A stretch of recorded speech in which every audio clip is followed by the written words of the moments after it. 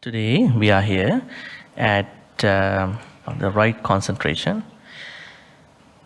The Pali word for concentration is Samadhi.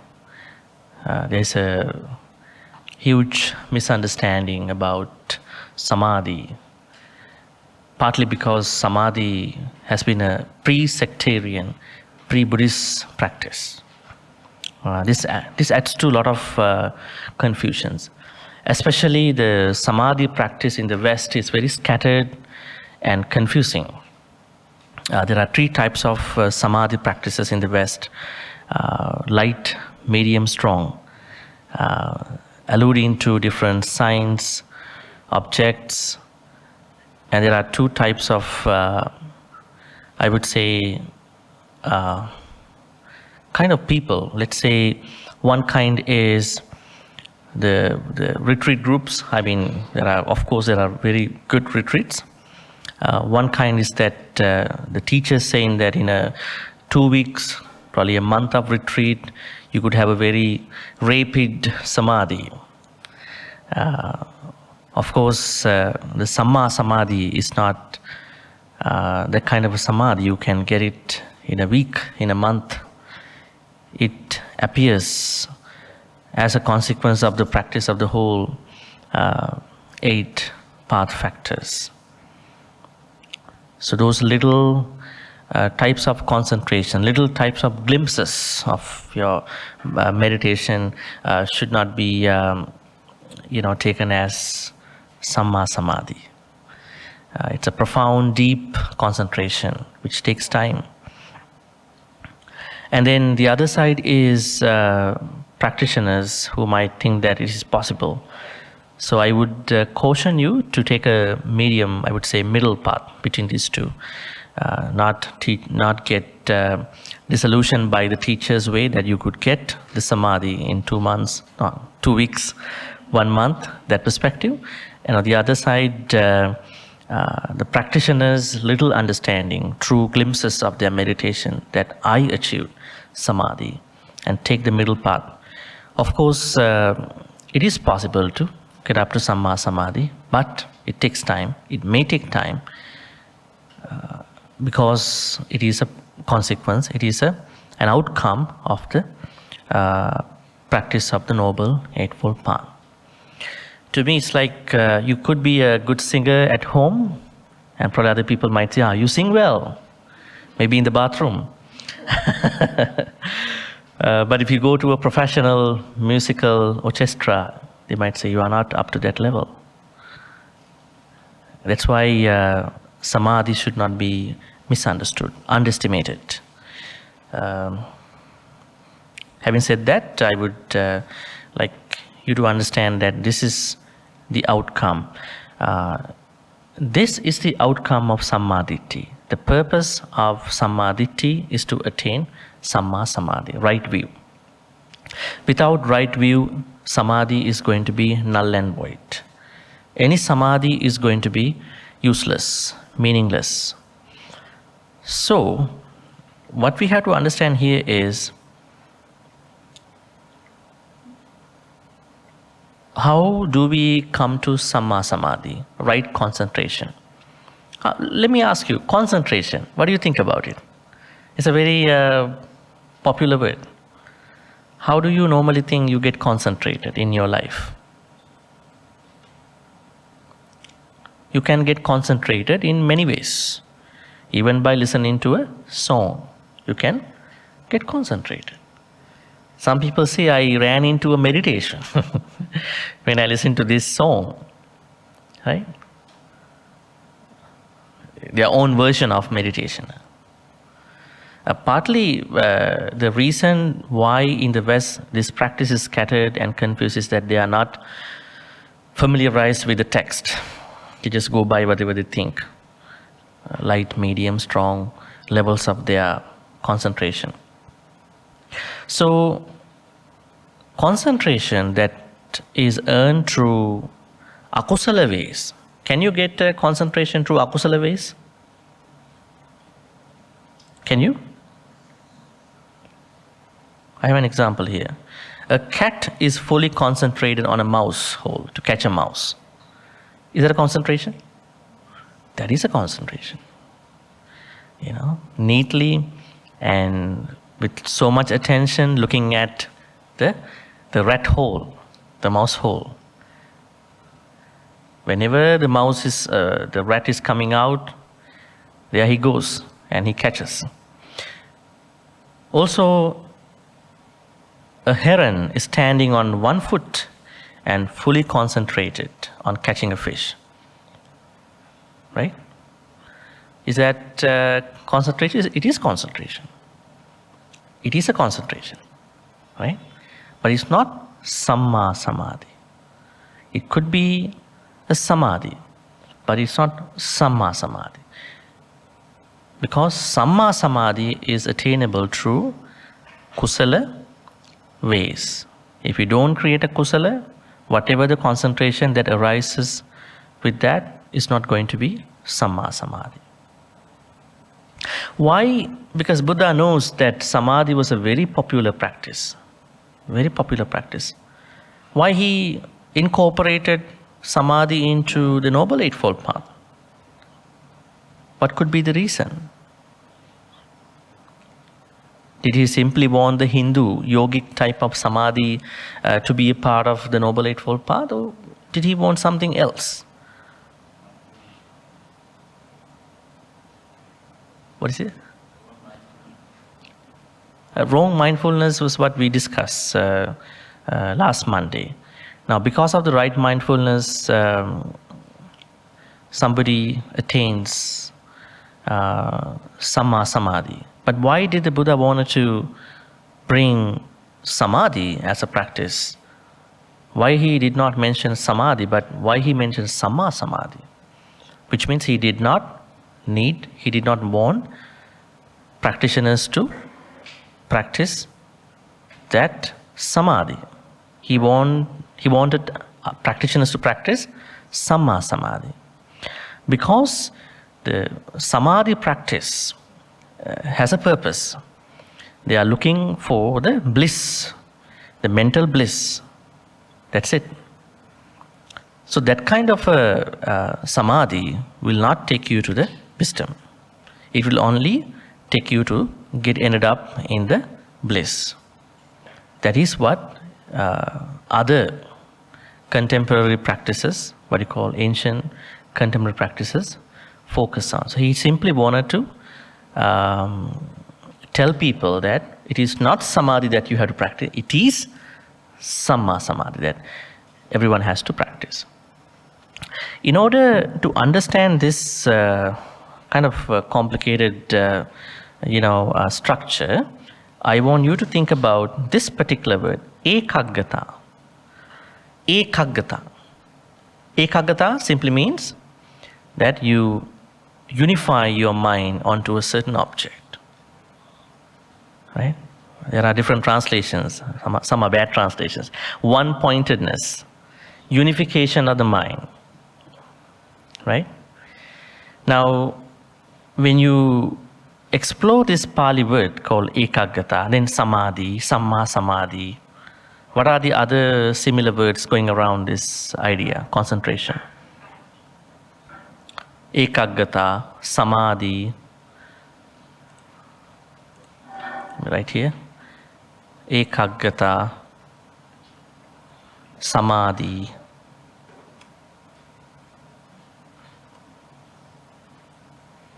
Then Miccha Samadhi, Samma Samadhi. Are there any other words that we can think about in this context?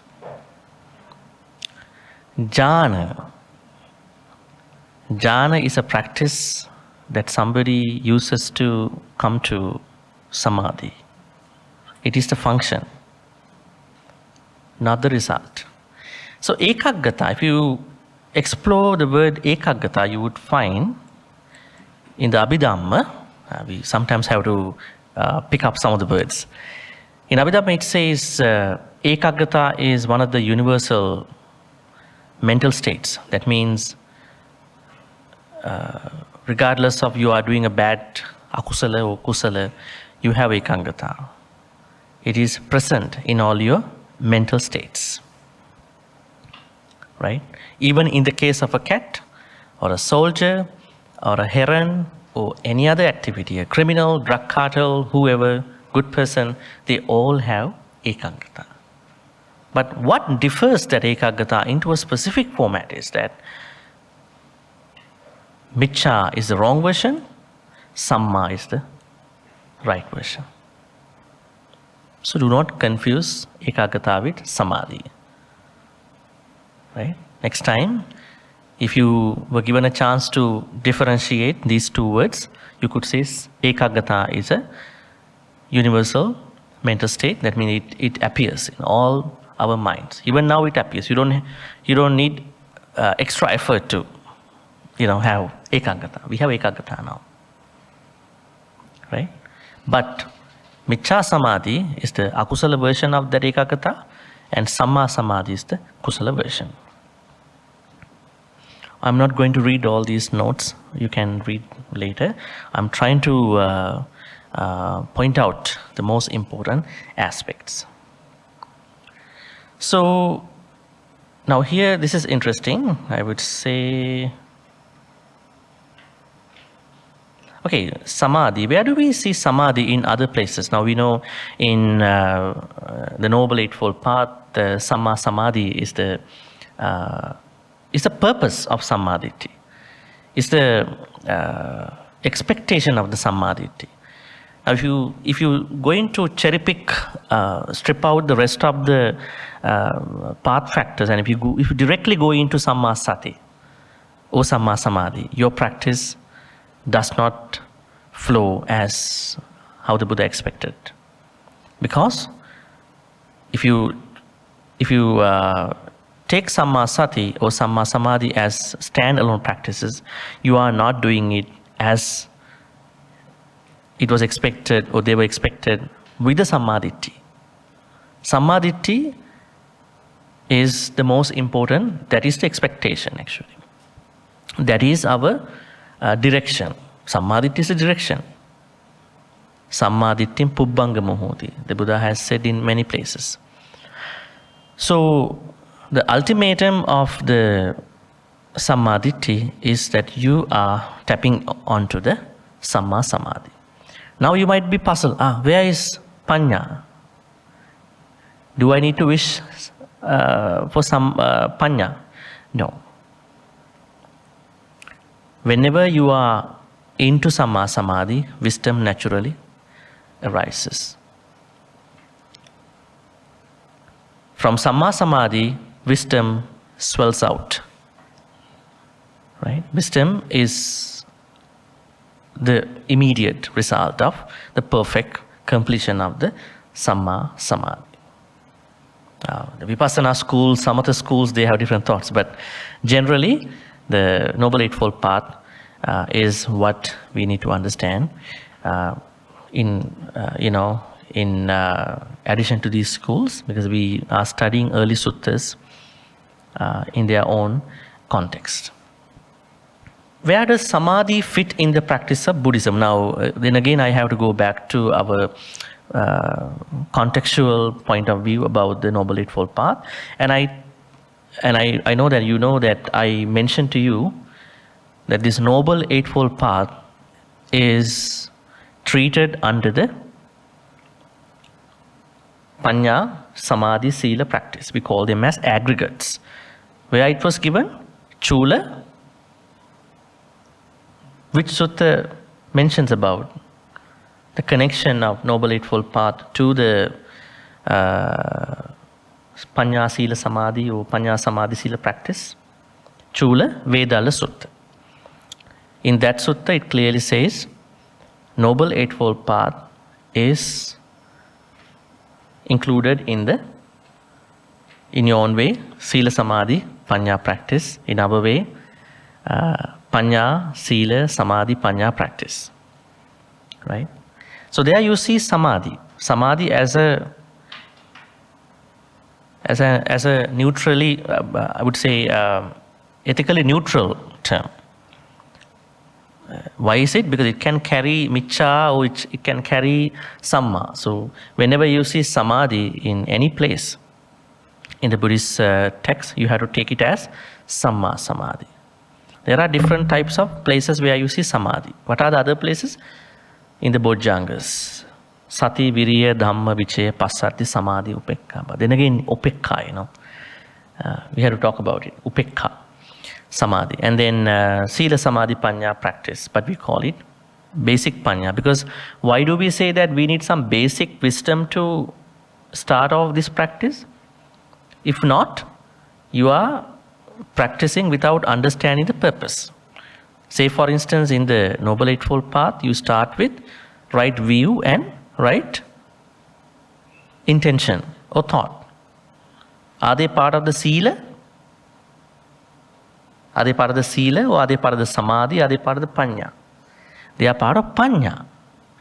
If you go directly to the Sila without knowing why do I practice Sila, then you will end up with Silabbata Paramasa. Your Sila has a purpose. Your purpose is to get on to the Samadhi. Otherwise, you simply avoid different precepts. The Buddhist Sila is practicing Sila by understanding why do I practice Sila? Why do I consistently avoid and maintain or deepen different things? So we need a certain level of Panya. It might not be that lofty Panya, higher one, which you will come at the service of Samadhi. I would say at the level of the completion of the Samma Samadhi. It is the highest. But here you may need a slight, I would say, kind of a minimal version of wisdom, so that you know why do I get onto this practice? Why do I this thing? So I would call it Panya. So you start the practice with some Panya. Then you go to Sila. Then Samadhi and Panya. Panya naturally arises. Though I say this is kind of a gradual order, but when you are practicing at a certain point, this could be a simultaneous practice. You practice together. It's not like this week I'm practicing a slight level of Panya, and then I go to Sila in the next couple of weeks. It's not like that. Maybe you start off that way. But once you are really good with this understanding, you practice them together. Once again, I wanted to mention that our rubric here, every path factor has to be practiced along with other 3 path factors. What are they? Right view is the first one, right effort is the second, and right mindfulness is the third. That means even for right concentration, you have to utilize these 3. How do we use them? Right concentration. You need to have right view. It's consistent right view. What can you do with the right view? For Samma Samadhi. How does Samma Ditti help you to practice Samma Samadhi? First, you need to know what is Samma Samadhi. How do I differentiate Samma Samadhi from Miccha Samadhi? How do I differentiate Miccha Samadhi from Samma Samadhi? This discrimination, bad translation, differentiation can really be helpful for you to, in the first place to separate out, the akusala version of the ekaggata and kusala version of the ekaggata. Then, is it enough? Is it sufficient? It might not be. Why? Just because you know, but because you don't have enough effort, can you continue with the practice? You are not able to do it. Sometimes you know that this is bad, but you still get driven by the akusala states of mind. Why is it? There is a reason which was given in another sutta, Sabbasava Sutta. In the Sabbasava Sutta, which is Sutta 2, we call it Majjhima Nikaya Sutta 2, there Buddha says, Janatova Passatova Asavanam Kayang Vadami. The elimination of the, asavas should be done along with both Janato aspect or Janato method and Passato method. Now you know that this is bad. Bad mouthing about somebody is bad, talking bad, gossiping is bad. But whenever the circumstances arise, you get driven by those circumstances. Why? You don't see it at the time of the gossips, at the time of the conditions. Interesting, right?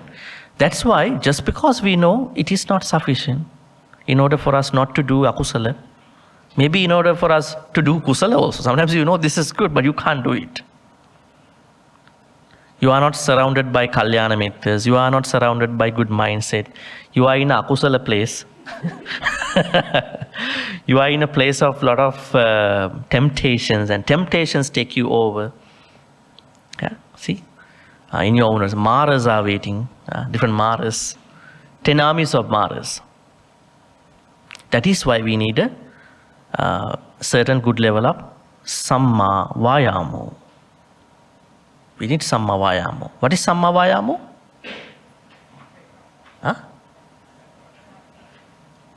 Right effort. Yeah, how do we, it's a translation, but how do we do it? Now I'll be asking these questions next Monday. Be prepared for that. Now I told you a way to think about, to do. 4 steps. In short, removing active akusala states of the mind. They are active, you are going to remove. Well, let's say, start from the first. Preventing inactive akusala states of the mind. You are good, you are preventing them. Prevention is always better. Sadly, unfortunately, if you now struggling, at that point, removing active akusala states of the mind. You are going to put effort to these 2 aspects, for akusala states of the mind. And then, good side, we call it creating kusala states of the mind and maintaining or deepening kusala states of the mind. Creating non-active or inactive kusala states of the mind. Let's say I don't have enough, I would say, patience to certain things. Maybe I would say other good things. So I see that other people have. I feel by myself that I need to work on it. At that point, you are creating what you call inactive. They are not active within you. Inactive kusala state. You need to put right effort onto that. Now you already have certain good kusala states of mind. So then you are going to deepen, maintain, sustain those active kusala states of mind. Now this is right effort. Now when you say right effort, does right effort reflect upon these 4 aspects? I don't think so. Effort is an English term. Right? Especially in the West, they think that effort is not that much, I would say, praise, because in the West, hardworking mentality, you need energy, you have to hard work, That's why right effort is not just a hardworking aspect. I said to you that. It could be an effortless right effort.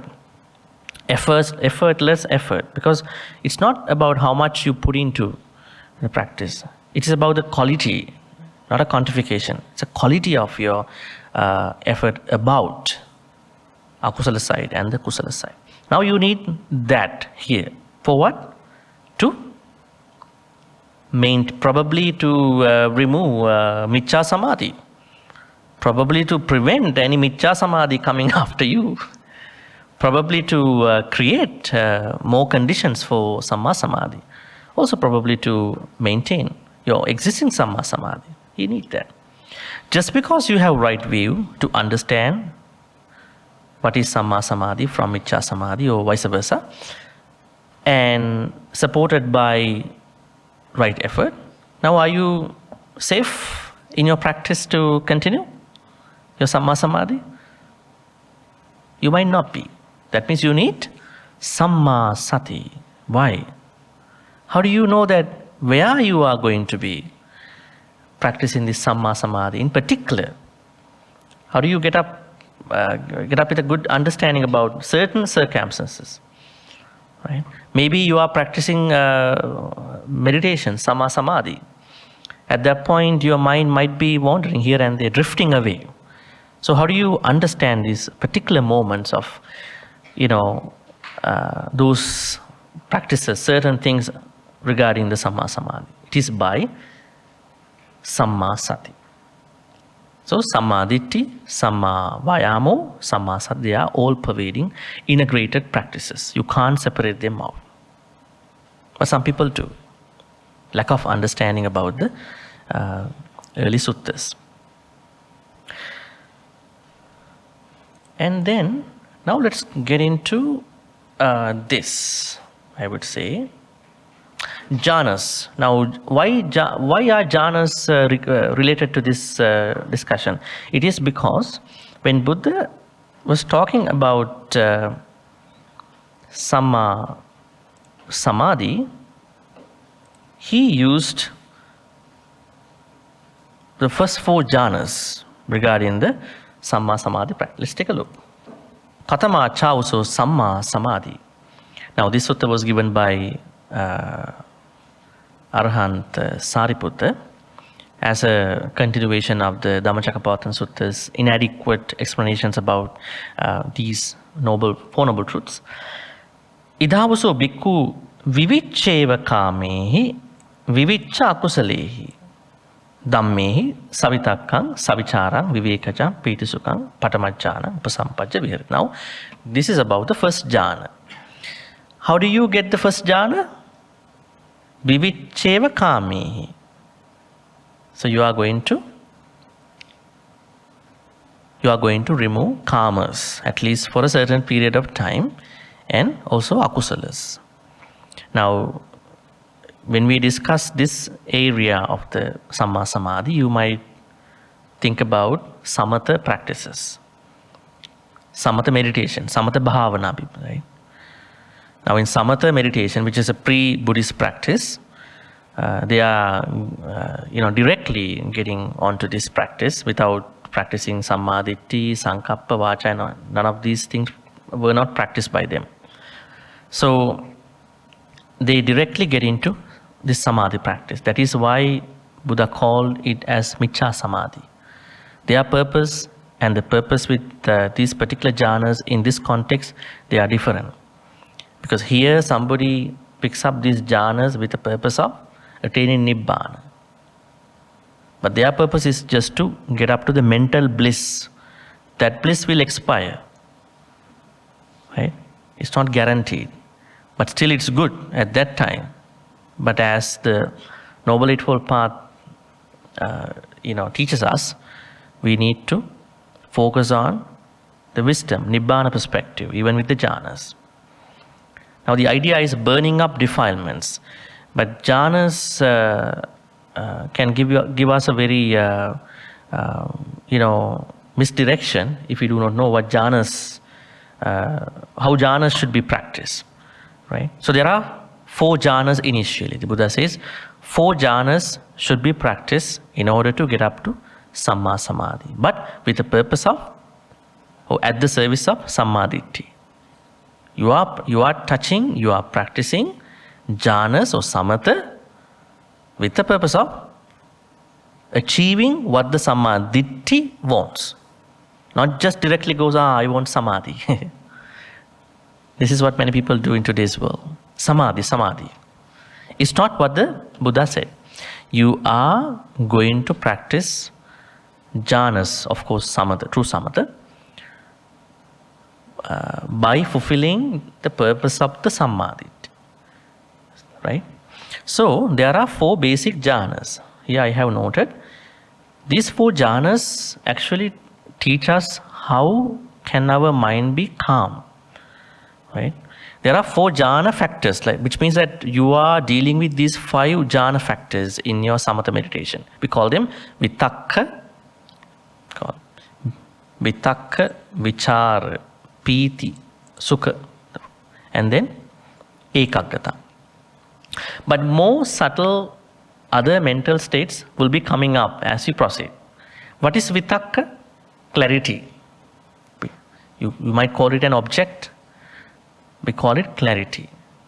Vichara, the purpose of vichara is to get up to the lucidity of the mind. Piti, these are actually physical, I would say emotional parts of your progress of the samatha meditation. Piti means there are different translations, rapture, right? Joy and all that. Sukha means happiness.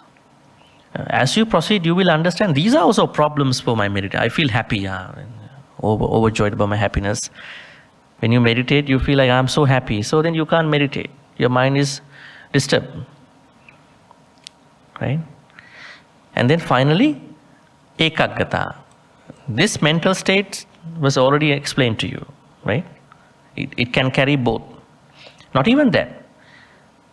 Ekaggata also will be withdrawn at a certain place of your samatha meditation. At that point, what will happen to you is that through the support of upekkha, you will come to a very pure level of mindfulness. Right? This is what we understand. We have a Pali word for that. Upekkha sati parisuddhi. Which means you will have this purified version of mindfulness through upekkha. Easier than said, huh? I'm not going to discuss all these. Maybe this could be too much Pali terms. You can read slowly, right? Take your time to read. I'm trying to tell you the overall practice of Samadhi. We call it Samma Samadhi. So now you know, in the Buddhist teachings, we have the practice of Samma Samadhi. It is not Samadhi. So every time, although there is the mere word called Samadhi, what is implied with that Samadhi is Samma Samadhi. It's not Samadhi. Right? It is called Samma Samadhi. It is implied. It is not given with words. Right? Sometimes there are a lot of words, a lot of things that we need to understand by implied sense. Right? One good example is why Suramerya is not a part of the practice. Why is it? Suramerya, not taking any intoxicants so that your mind will be clouded. This part was not, why it was not given as a specific practice in the Noble Eightfold Path? Because when you say right mindfulness, it is implied. You can't cloud your mind. You can't disturb your mind. It is not only alcohol. Right? It is many things. There are many versions of clouding the mind. Alright, so Samma Samadhi, the Pali word called ekaggata, is the minimal version of this concentration. Minimal, I would say. It could go in a wrong direction, or it could go in a right direction. So we call it Miccha Samadhi is the wrong direction, and Samma Samadhi is the right direction. Any questions, brother? Anything that you want to know? I will give you the link. Don't worry. It's just a link. Yeah, I'll give it to you. Are you part of our WhatsApp group? Okay, we'll add. Yeah, don't worry. So, having said that, I wanted to say that ekaggata is a very neutral word, which is a very minimal version of your concentration. But when you have Miccha Samadhi, we call it the wrong side of the ekaggata. And then Samma Samadhi means the right side of the ekaggata. So when a practitioner comes to this stage, what is happening is that with Sammaditthi, Samma Sankappa, Samma Vacha, Samma Kammanta, Samma Vayama, Samma Sati, Samma Sati, this person is looking for the perfect Samadhi. It is not the Samadhi that somebody will attain without the purpose of Samadhi. Right? You are fulfilling Samadhi with the Samma Samadhi. If you go to the Maha Chattarisaka Sutta, you will see how it was given. Let's go there. Maha Chattarisaka Sutta. A very detailed, analytical, synthetical sutta about the Noble Eightfold Path. See that. Now you know that the sutta is about the Noble Eightfold Path, but see how the abstract was given. The Blessed One, the Buddha said, monks, I will teach you the noble right concentration with its supports, requisite conditions. He does not say he's saying noble eightfold. He says, I'm going to teach you the noble right concentration. I'm going to teach you Samma Samadhi. In that conversation, there comes the rest of the 7 noble path factors. You see that? He's here. Of those, right view is the forerunner. See, all the things are coming out. Which means, in an effort to talk about the Samma Samadhi, the Buddha talks about the rest of the factors. But as you can see, in this Samma Samadhi practice, right view is the starting point. Without the right view's purpose, you are not going to practice it. Do not try to pick on certain path factors and then try to practice it. Practice it in the suggested, prescribed way by the Buddha. You might find certain path factors seem very daunting and seem very interesting. Just because of that, don't pick out this and that. Practice together. Practice in a gradual order, then practice together. And then you will be there. All right. Here, why do we need to practice Samma Samadhi? The reason is, this is the only path to attain Nibbana. Right? There's no other issues with that. Is Samma Samadhi practice intertwined with other practices? Yes, these are interesting dimensions. The dimension, intersection between Samadhi and Upekkha, Samadhi and Panya, and this, with the word Vipassana too. Now, when you see the popular use of Samatha and Vipassana, you might see that these 2 practices can be disintegrated. Can we separate them out in our right mindfulness practice? Can you separate out Samatha and Vipassana in your right mindfulness? Right mindfulness is your main practice about Sati. Within that practice, you think about Samatha and Vipassana. So can you separate them out? You can't. Because the purpose of right mindfulness is to attain calmness. The purpose of right mindfulness is also to attain Vipassana. You can't separate them out. You can't call it Samatha people, Vipassana people. Though these are very late additions of the traditions. Why do I say that Samatha and Vipassana were given together in the right mindfulness practice? I shared with you last Friday. Why is it? At the end of each Satipatthana practices, you practice Satipatthana to attain Samma Sati, right? There are 23 main Satipatthana practices under Kayanupassana, Vedananupassana, Chittanupassana and Dhammanupassana. At the end of each Satipatthana practices, Buddha informs us 2 things. One is the Samadhi. The first one is the Samadhi. How do we know it? Atapi sampajano satima vinaya loke. Right? And then the second is ajjattangva bahiddava, ajjatta bahiddava. Then samudaya and Vayadhamma perspective. So this is Vipassana perspective of that particular Satipatthana practice. And the earlier one, Atapi Sampajano, is the Samadhi practice. That means when you learn each satipatthana and practice each satipatthana, let's say you pick up one satipatthana, kayanupassana, and then you practice anapanasati, breathing meditation. Then you are trying to attain some level of samadhi with that practice, that daily practice. Then you feel that you have some level of samadhi. But not those little glimpses, huh? You see, today I am much concentrated, more concentrated. Not those ones. Don't get deluded by them. But at the same time, you get to see that I can see more clearly. I can see clearer stuff. I can see things in a better way. So your attitude, your way of looking things also getting improved. That means this is a complementary, I would say, it's a combined practice. You can't separate them out.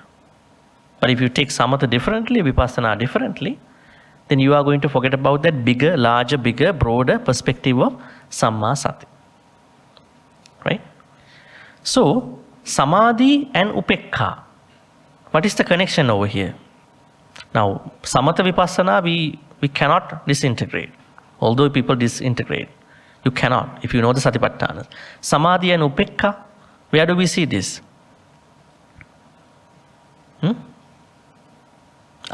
In the 7 bojjhangas. Sati, Dhammavichaya, Viriya, Piti, Passaddi, Samadhi, Upekkha.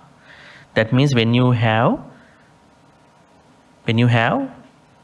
this, what you call Samma Samadhi, the enlightening factors, then what will happen? Your mind is mounted on the perfect equanimity.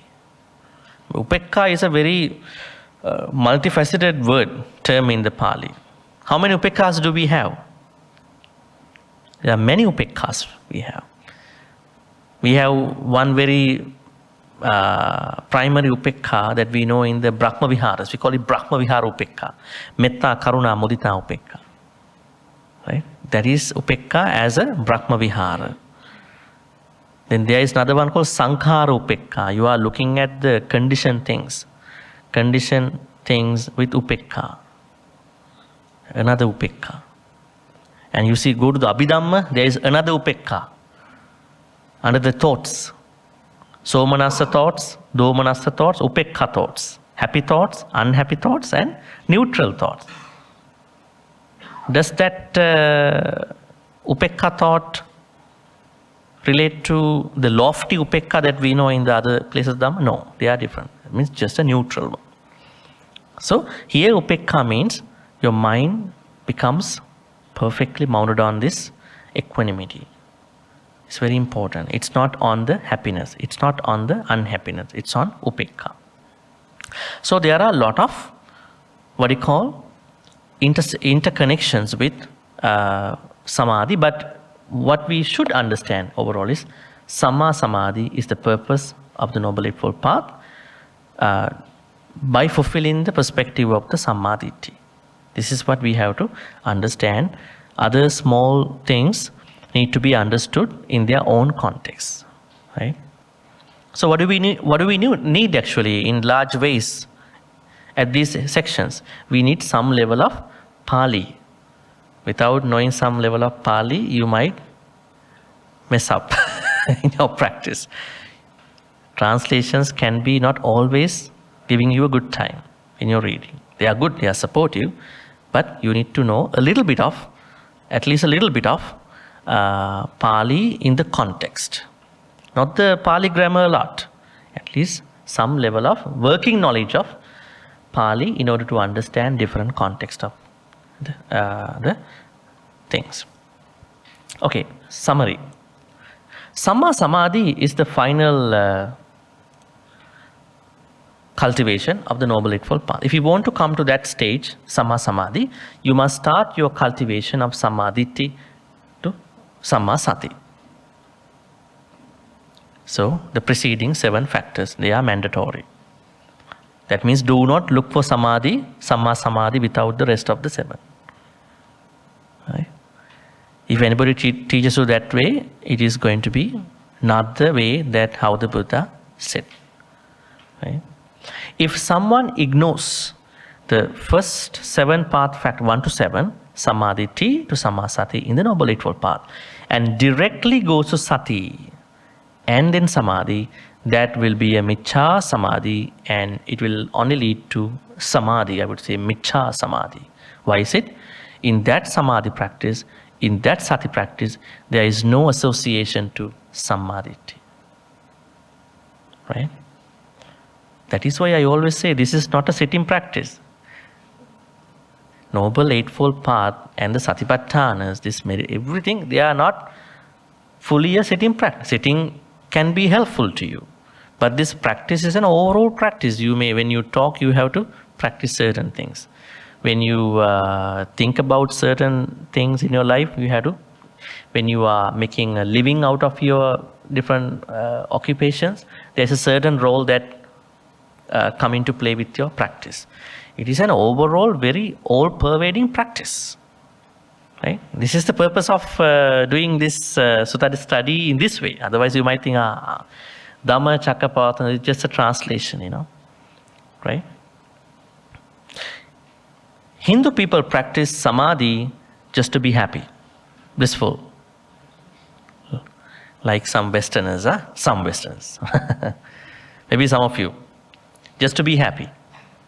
Yesterday I practiced 20 minutes of Samatha. Yes, what's the problem with the time, If you were concentrated, that's enough, The Buddha says that it is dangerous to practice only Sati or Samadhi without the rest of, because anytime you will expire from such Samadhi. I wanted to bring another textual point here. Where is it mentioned? Ratana Sutta. Let's go to Ratana Sutta. Do you find any Samadhi over there?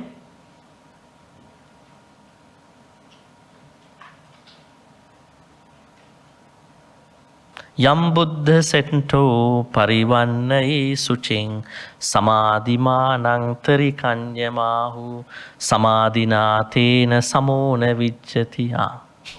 Samadhi. What does it mean? Yam Buddha setto parivannai suching samadhimanang.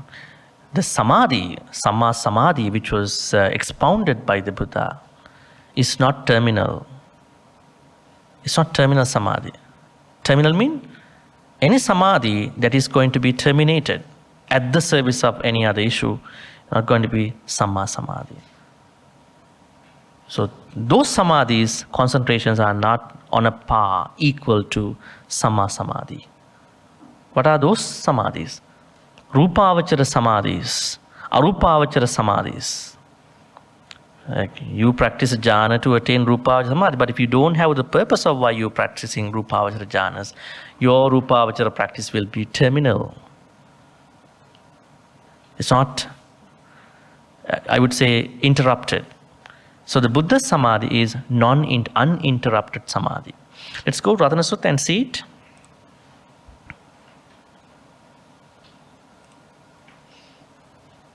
Here, yes, come.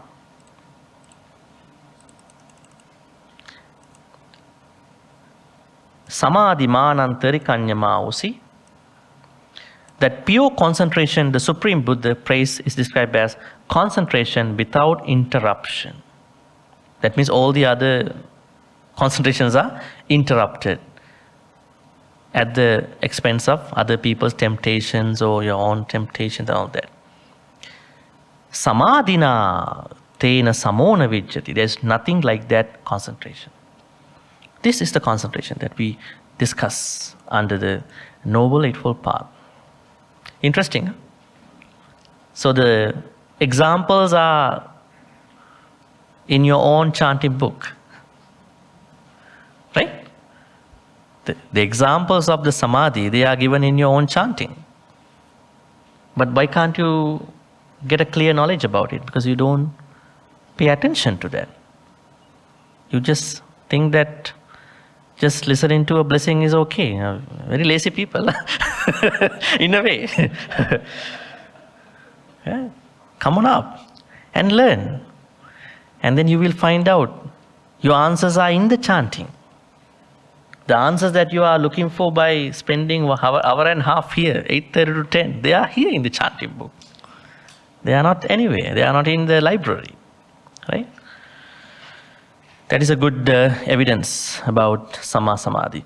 Therefore, the Buddhist way to practice Samma Samadhi must start from Samadhi and then cultivate all the preceding path factors and finally come to Samma Samadhi. Practicing all day long, all night long, all day long, all night long. Not 8 to 4 in a retreat, maybe 2 weeks or 1 month and then finish. I'm a good person. Maybe I attain some Samadhi.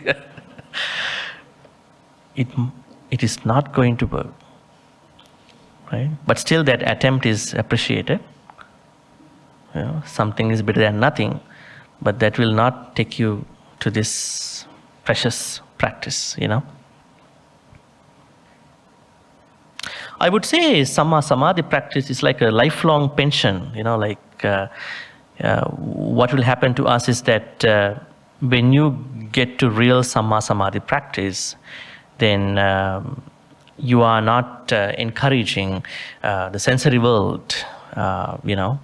You know how you're going to deal with the sensory world, especially the temptations, I would say sight, sounds, smell, taste, touch, and thoughts. You know that there's a certain mechanism. There's an example given by the Buddha. The example was that there are a couple of ponds on a mountain where you don't see some rivers flowing in and out. But the water is very crystal clear, turquoise, and there's water always over there. How come there is water? There are no rivers by which the water is coming down to the ponds. It is because water is bubbling out of the earth. There is water, right? It's a spring.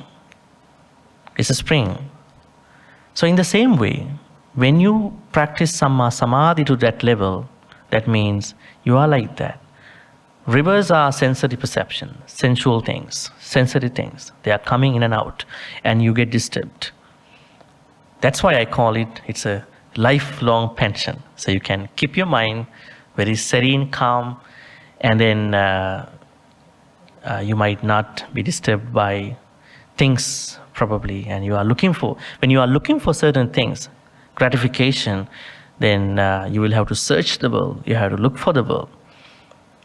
It'll cost you a lot. Maybe you are a retired person, but it still cost you.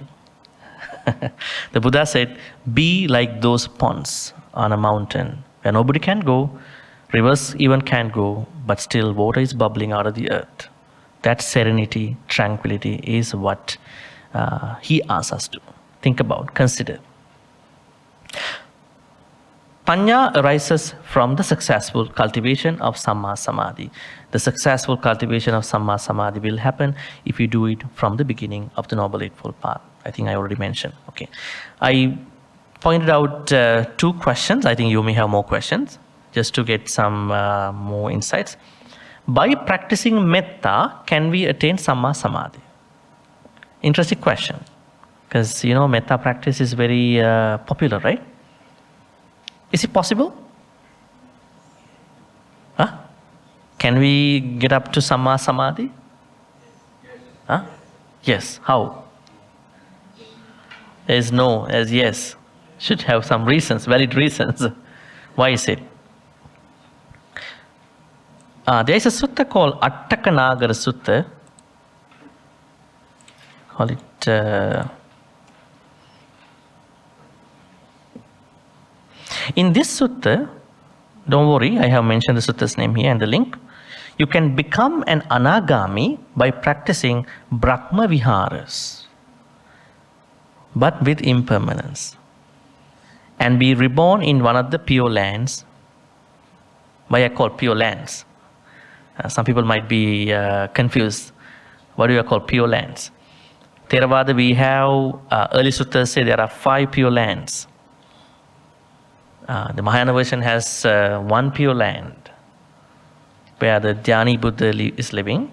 So here we have 5 Suddhavasas, we call them pure lands.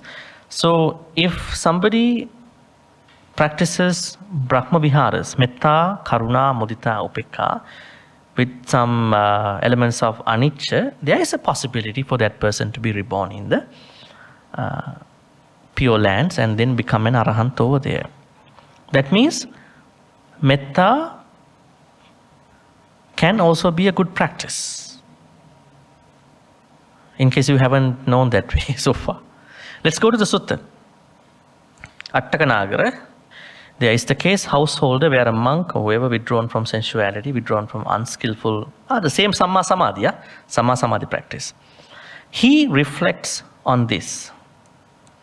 And this sense, the first jhana is fabricated and intended and all that.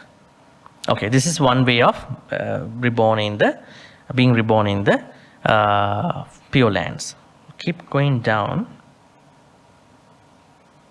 Here. Another way.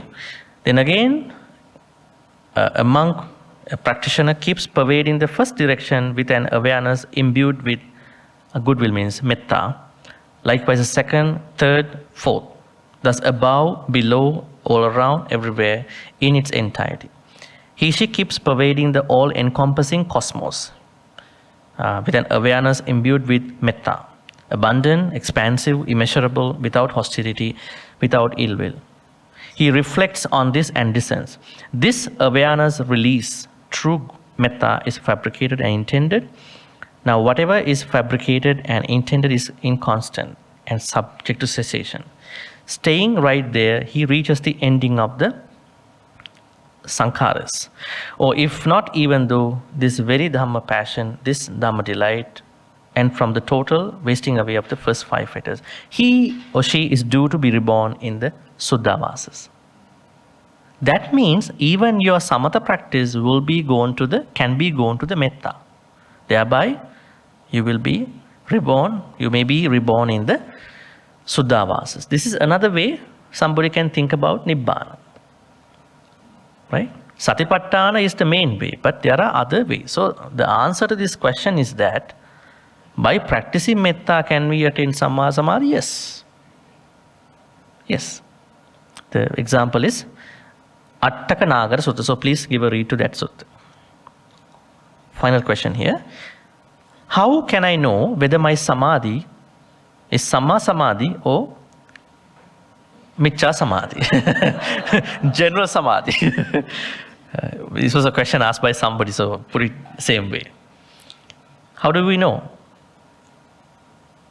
If you only focus on the happiness of your jhana in your samadhi practice, then that is Miccha Samadhi.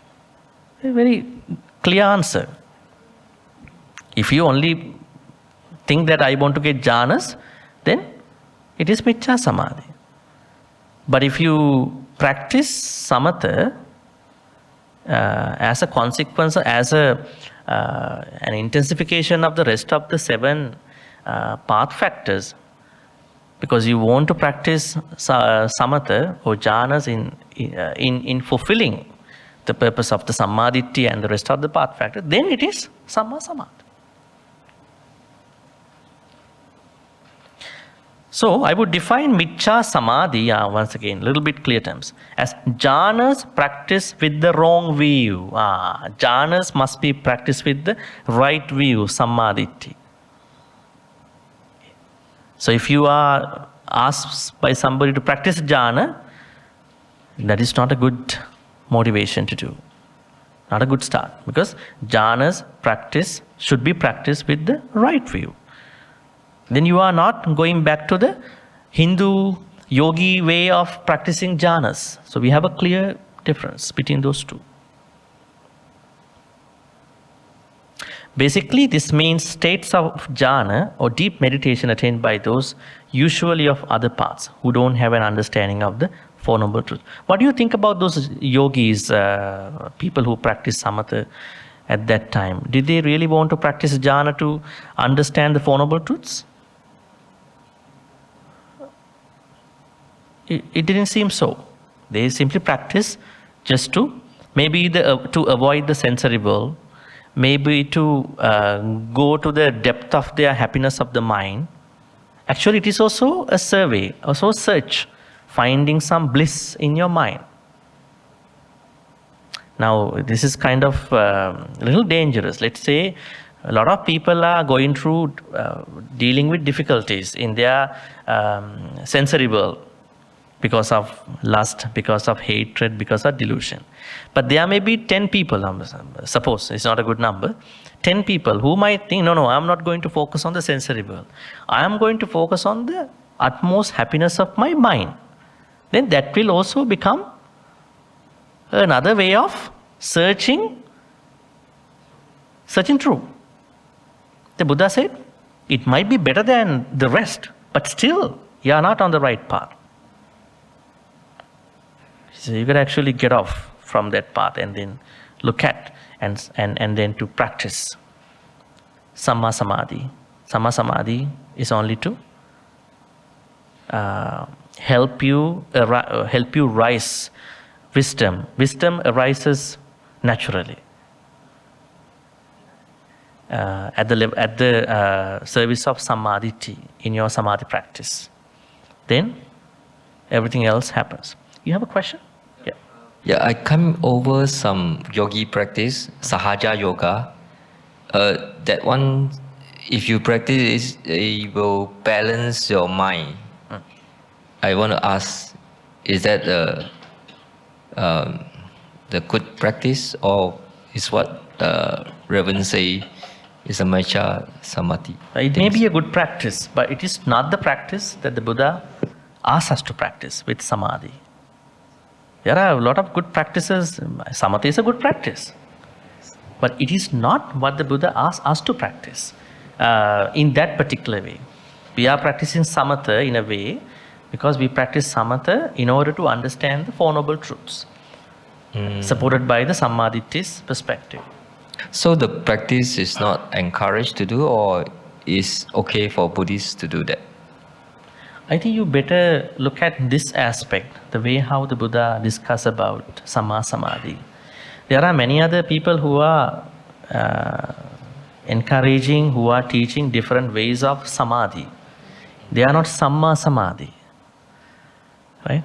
They are Miccha to the practice here. But they are good in their own ways. Right? So, Samma Samadhi means whatever a jhana practice, whatever a samatha practice going to be practiced by others, they practice them with a view to understanding the Four Noble Truths. Does the Sahaja practice say that we have a purpose in understanding Four Noble Truths? This is a different practice. So, I mean, it may be good, but if you look at this perspective, aspect, it's different. There may be good practices. Yeah. I find like some meditation class, they also do something like this. Yeah. It's for you to have a deep mind. We're not looking for a deep mind. We're looking for a deep concentration. We need the deep concentration. So, if we go this way, we will have to go one by one of all these practices taught by many people in the East and the West. We're not going to do that because it might be a little bit disrespectful to them. What I'm telling you, what I'm encouraging you to think is that the way how the Buddha asks us to practice, then the rest is implied. You call it whatever. The way. So, sorry? Yeah, so you better understand how the Buddha gave this. So the rest is already implied. Then you will think about how other practices are being given by others. And if you go for a yoga class, they have a different emphasis. If you go for a general meditation class, they have a different emphasis. Right? So we have to understand them differently. But if they say that we are teaching Buddhist meditation without teaching this way, that is a problem. If they say, I'm going to teach you mindfulness meditation, okay, let's go for it.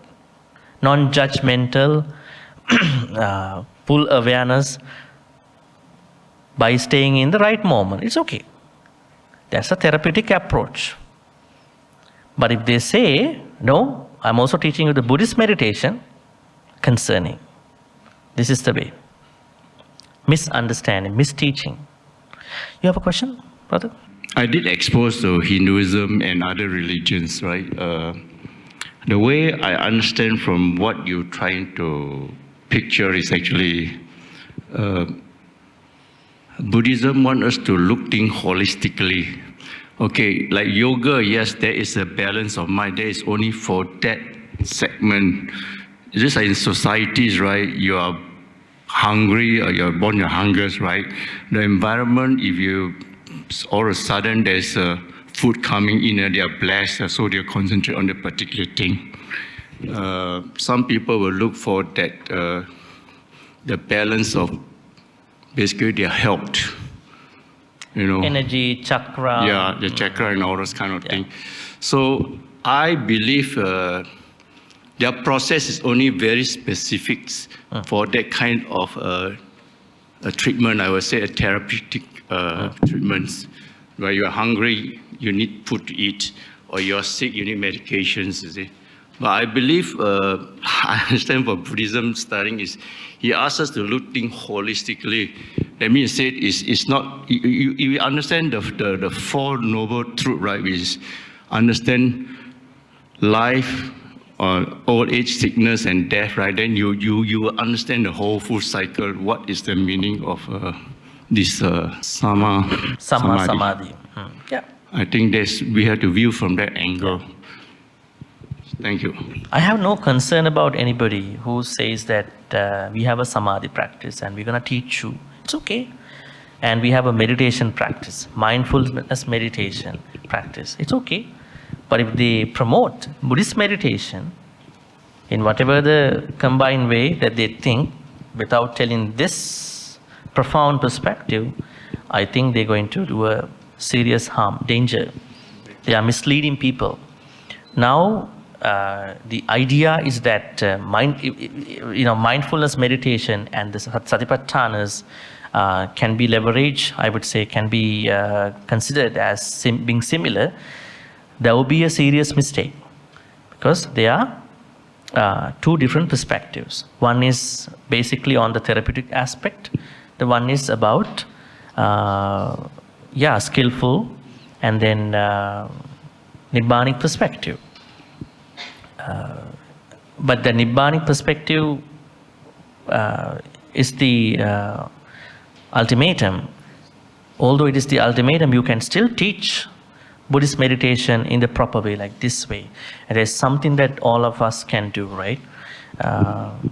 So we have to teach them in the proper way. But the societies, human beings, right? They are not patient enough to reach to the Nibbana state. So whatever it comes, right, is a motivation for them to go another level. Sometimes it's necessary to go through the process of gaining this benefit through this practice, and from there you build up to the ultimate goal, you see. So it depends on how society observes. Like in Africa, right, the environment is different. In America, the environment is different. So it also have to be very contextual how we practice Buddhism. Yeah, so everybody is fascinated by the different styles, meditation styles and yoga things. It's okay. But the problem is we have to present the Buddhist meditation in this way as a part of the Noble Eightfold Path, not as a standalone practice. If you teach it as a standalone practice, it's a mistake. And on the other hand, although the purpose of the Buddhist meditation is to attain Nibbana, everything before Nibbana is very practical. They are not, very difficult to even think about. Say, for instance, Samadhi. If I do not make up my mind, especially as an attitude, as a way of looking at things and other people, and Samma Sankappa, my own thoughts, my own speech, Samma Vacha, my own actions, Samma Kammanta. Samma Ajiva means my way of living without cheating on other people, without misleading other people. I think they are very common things, common ethical things that we all can practice, even before Nibbana. If somebody thinks that if we present this way as the Nibbana, could be the Nibbana is the ultimatum, people might not like it. Actually, we can teach it. We can teach Buddhist meditation before Nibbana. You know, there are a lot of things that people can practice before Nibbana, right? Unless those people who want to go on a joy ride in one day or maybe 2 weeks of retreat, hey, I'm going to attain this and that. Right? It's too quick. Yes. I think still what I say is that for those people, they should reconsider understanding the larger, broader context of Buddhist meditation here, rather than picking up from these scattered, small pocket places of meditation and then teach as the Buddhist meditation. I think that's kind of a very serious issue in the long. Especially they misteach the Satipatthana Sutta too, because they take Satipatthana Sutta as a standalone sutta. They don't know where Satipatthana Sutta belongs to. Satipatthana Sutta belongs to the Noble Eightfold Path. That's the problem that a lot of people, they misunderstand. If you go for many teachers, you would understand Satipatthana Sutta has been taught by many as a standalone practice. It is not. As you can see, Samma Sati has to be brought to Samma Ditti. Samma Sati should be brought to Samma Sankappa. So then, that means each of the Noble Path factors should be taught together, practiced together all night long, all day long. That is the practice. So we wanted to tell them this is the framework, this is the launch pad, this is how we're going to navigate our path, right? And that they will understand. There are a lot of things we can do before Nibbana, right? But the unfortunate thing is that those people who teach only Satipatthana Sutta as the way to Nibbana, they say only practicing that kind of a sitting meditation will help you to attain Nibbana, which is a pretty bad mistake. Why is it? Samma Sati has to be brought to all the other Noble Path factors. Because when you practice meditation, you are in the comfort zone. That means you are good. You are good. You know that you are going to meditation. You have less lobha, less hatred, less moha. So what is with that practice? You can do that. You should do that too. Because even in the comfort zone, even in the non-comfort zone. Non-comfort zone is the time that you will have to deal with a lot of problems. Lobha, dosa, moha, arguments, criticisms, compliments. That is the field where you're going to use the Noble Eightfold Path. The reason is that most of the Noble Path factors should be applied to those places, your real life, right? When you step out of the comfort zone, you see that it is not that particular Samma Sati, it is the overall Noble Eightfold Path that will help you to get out of those situations and become a better person, even before Nibbana, and becoming an Arahant one day, at least. Yes? So I guess it's something like a student's, right? It's a learning assumptions, and from assumptions you get rupture. I give examples. I used to be a teacher in a college in American universities. You see, when children are young, right, they learn addition, multiplication, subtraction, and then they go to the next level, algebra. Algebra, then they go to calculus. Calculus, they go this kind of quantum mechanics, and then later to this the Einstein theories and all those things. I think the societies, you have to go through that process. It's not from suddenly can jump to Samma Samadhi. They have to go through that basic foundations. So I believe this yoga, all this different practice is actually the process. But unfortunately, when at this stage, they thought they are reaching to the Nirvana state, they think it's enough, kind of thing, you see. So they fail to see the world is bigger than what they thought. I believe Buddhism, after been doing this practicing, honestly, I think you have to look for bigger pictures. Yeah. I think this is the ultimate goal of what Buddha is trying to teach. Thank you. You answered. Anybody else? We will give it to others too. But today is the last day of the Noble Path factors, and we are going into a review next Monday. Bhante, during this practice, we are facing so many challenges in the society, right? Because we learn here not to get angry, but when facing in the society, like some kind of challenges, I think I taught you not to, I didn't teach you not to get angry. I said, yeah. whenever you are going through a bad emotion, try to understand that bad emotion. Right? Anger is natural. Yeah, It is that's not what bad. It may be bad No, the way how but you're going to work on it. Yeah, but it Understand affects, that emotion. Yeah. Mhm. Oh, means we can understand only ourselves, not the other person, right? But people are thinking like we are useless, not getting anger, no reaction, nothing, and forcing more words. Like they are putting more words on us. In that case, like how to handle every time. I think I shared with you a story some time ago, maybe at the beginning of this sutta study. Actually, Bhante, this play, our BMV, is like kind of a comfort zone. But after going out, That's what I told you. We have to bring Dhamma to the non-comfort zone. Comfort zone, you will practice whatever, even not even meditation. You will practice the head-on yoga. The Bhujanga yoga too. I mean, that is what I think. So what I basically telling is that what can we do when other people are picking on us? I think this is something that you are always bringing up. Because daily I'm facing now. At the end of this discussion. Let me tell you the overall idea. I think I shared with you a story which was given probably in one of the Kudal Nikaya texts, Itivuttaka, I think.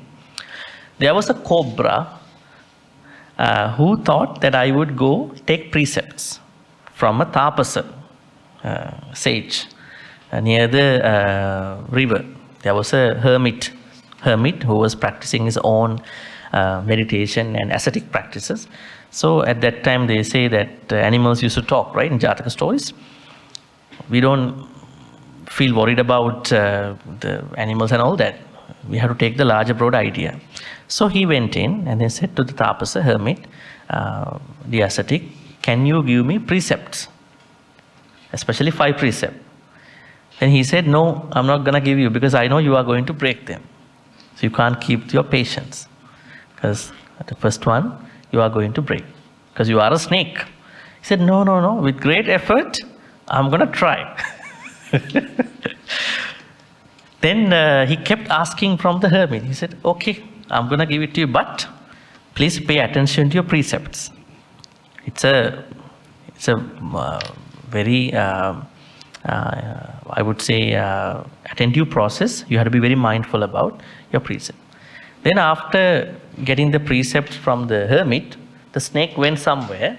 Unfortunately, once he got out of the hermitage, he got stuck into a firewood area. Somebody was making a firewood. He went inside, so he made the firewood. And then now he can't do anything, right? He was thinking, so painful. And then he managed to survive. And then he was brought in the form of a firewood stack to the house. Somehow, maybe a farmer, he saw a tail of a snake. He was a little scared about that because he brought it from somewhere. And then he was trying to loosen up the firewood stack. He saw the snake. Then he's trying to do something to the snake. The snake didn't do anything. Very domestic. It looks like a very domesticated snake. And then he just went away. By the evening, the snake felt lots of pain because he was stuck into the firewood stack. And by the evening, snake thought I would go see the hermit. Because normally reporting what's happening with the sealer, like what you do in a retreat, right? At the end of the retreat, you are going to feedback about your practice. Maybe the teacher is asking you, how was your practice? How was your sealer? And then the hermit asks from afar, oh, hey, how's your sealer practice today? See what happened to me. See, so much pain. Then he asked, what went wrong with you? I was just going away.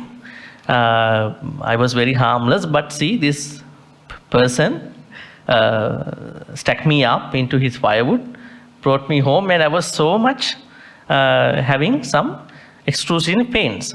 Then you know what the Tapasa hermit said? According to the precepts, you can't kill. But does it say, or did I say, that you can't show that you can bite, you can sting? That means when other people are trying to misbehave because of your compassion, loving kindness, whatever, there are times that you may have to stand on your feet, not to attack them, but to show you can attack them.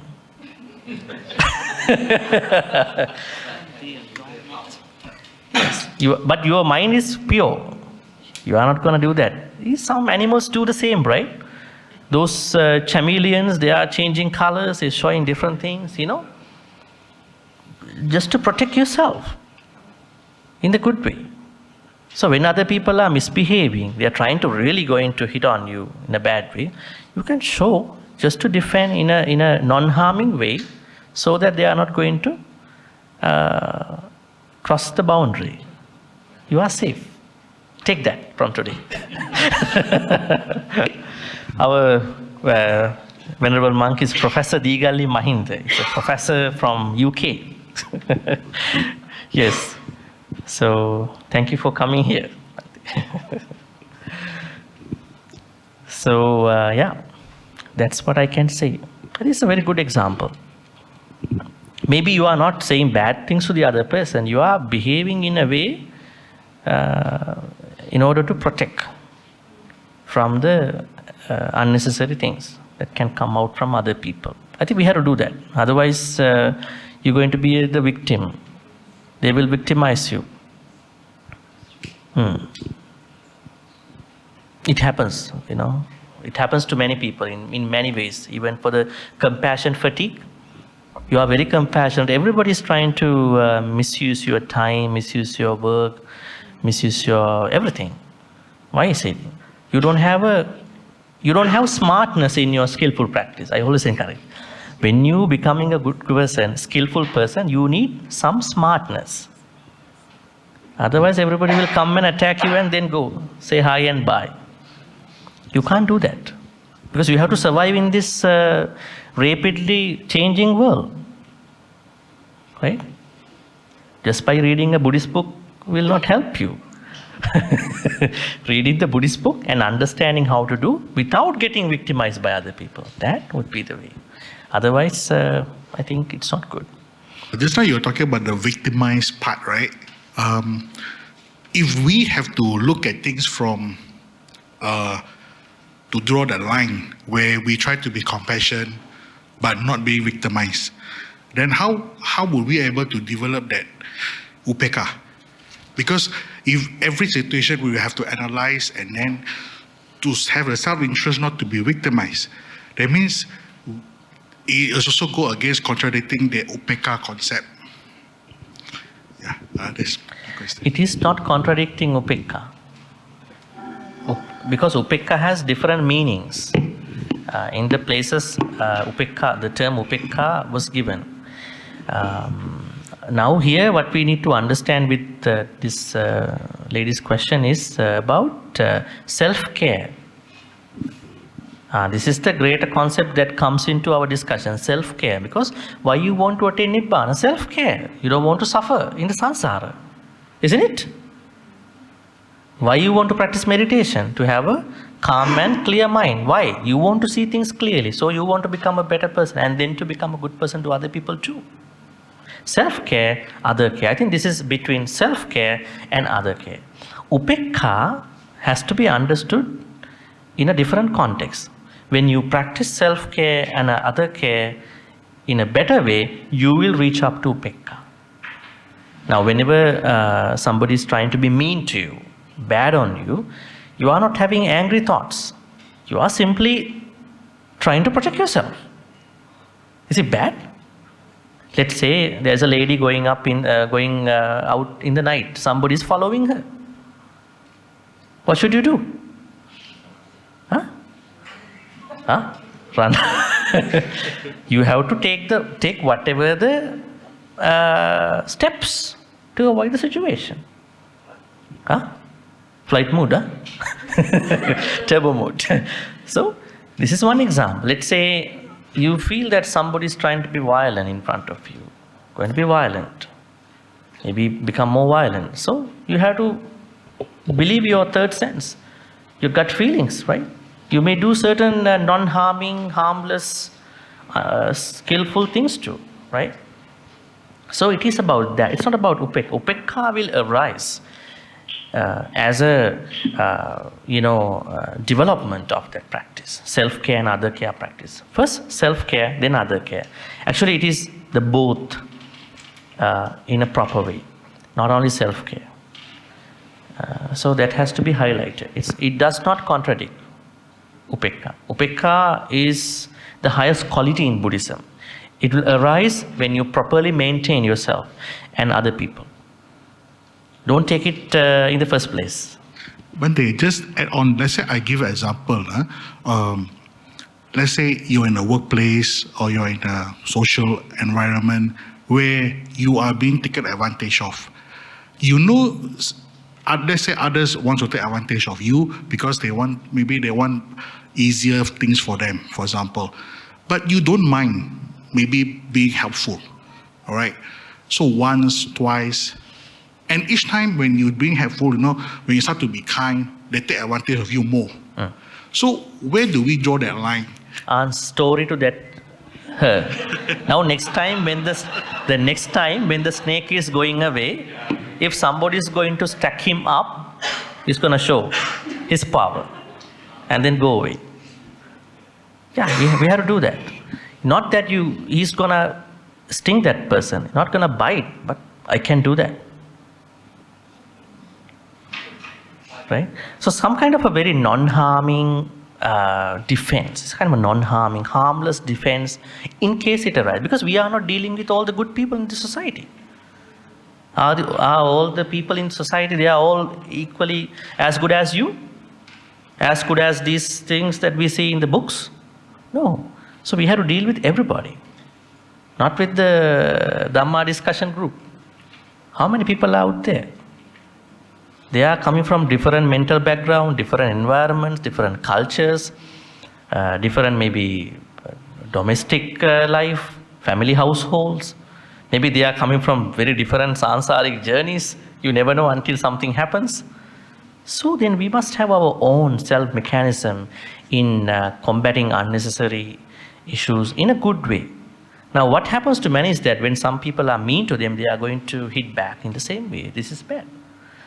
That's why I say we are not going to do that. We're going to manage us in mitigating, minimizing other issues that can come from people. People come from different backgrounds. So that's how we're going to look at it. Okay, so we're going to wrap this up. Okay, you have a question? Make it short, please. Just now, Bhante say about the metta and you will be reborn in a pure land. Yeah, as a continued, consistent practice of metta with impermanence can get you to become reborn in the. Is it the same as a Maha? My mom is the practice for Pure Land Buddhism. Is it the same thing that?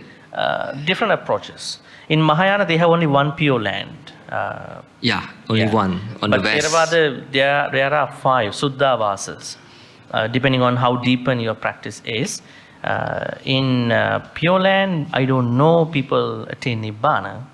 But in the Theravadic context, we say that if you become an Anagami, they were born in the lotus and they will practice until they become different approaches. Yeah. Is it maybe the same thing? But there is a difference because when people practice Pure Land in Mahayana version, they have to keep chanting Amitabha, Amitabha, Amitabha. Yeah. There are some sort of mental therapeutic thing. At the same time, you have lots of fears. Yeah. Right? You might get sick badly, you might get into a coma, you might get killed, you might get sick.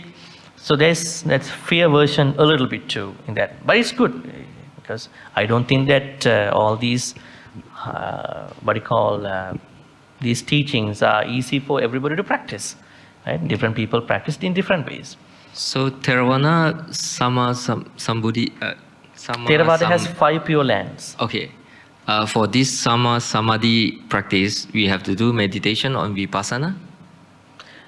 No, Vipassana and Samatha, they are part of Samma Sati. We don't take them out. We don't separate them out. When you practice right mindfulness, it has Samatha and Vipassana. Here what we do is, we practice 4 jhanas with the view to understanding the 4 noble truths. Okay. All right, so we're going to wrap this up by transferring good karmas to the departed ones. May all the departed ones be able to receive all these good karmas. May they be well and happy. May they attain the supreme bliss of Nibbana. Sadhu, sadhu, sadhu. Idam me ñāti nang hotu sukita hontu ñātayo. Idam me Sukita hontu ñātayo. Idam me ñāti nang hotu sukita hontu ñātayo. May all Deva, Naga, Mahidika be able to receive all these good karmas. May they be well and happy. May they protect all of us for good health, quality of life, prosperity and safety. In particular, may they bless your spiritual journey, Dhamma journey, to become an enlightened person one day. Thinking thus, we're going to give good karmas to the Deva, Naga, Mahidika. Ettavata ammehi sambatang punya sampadang sabbe deva anumodantu sabba sangpatti siddhya. Ettavata punya sampadang sabbe bhuta anumodantu sabba sangpatti siddhya. Ettavata Sambatang punya sampadang sabbe satta anumodantu sabba sangpatti siddhya. Akasatta ca bhummatta deva naga punyantang anumoditva chirang rakhang tuluka sasanang. Akasatta ca Mahiddika punyantang anumoditva chirang rakhang tudesanang. Akasatta ca Deva Naga Mahiddika punyantang anumoditva chirang rakhang tumang paranti chirang rakhang tutwang sadati. In this endless sansaric journey, may we be able to be in the company of the Kalyana Mittas, noble friends, and not be in the company of the Papa Mittas who can pull us out or drag us out from the Dhamma path, in particular the Noble Eightfold Path. So we're going to make a wish by thinking this way. Imina punya kammine mami bala samagamu satang samagamu hotu yavanibbana patteya. Finally, may all the good karmas which we've been accumulating today by understanding, discussing, engaging about what Samma Samadhi means in the larger, broader context, and Q&As and all these discussions be supportive and helpful for all of us to attain the supreme bliss of Nibbana.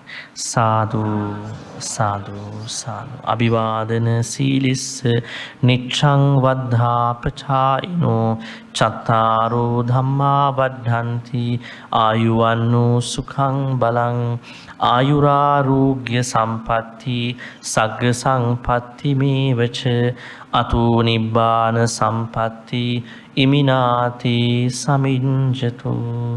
Sadhu, sadhu, sadhu.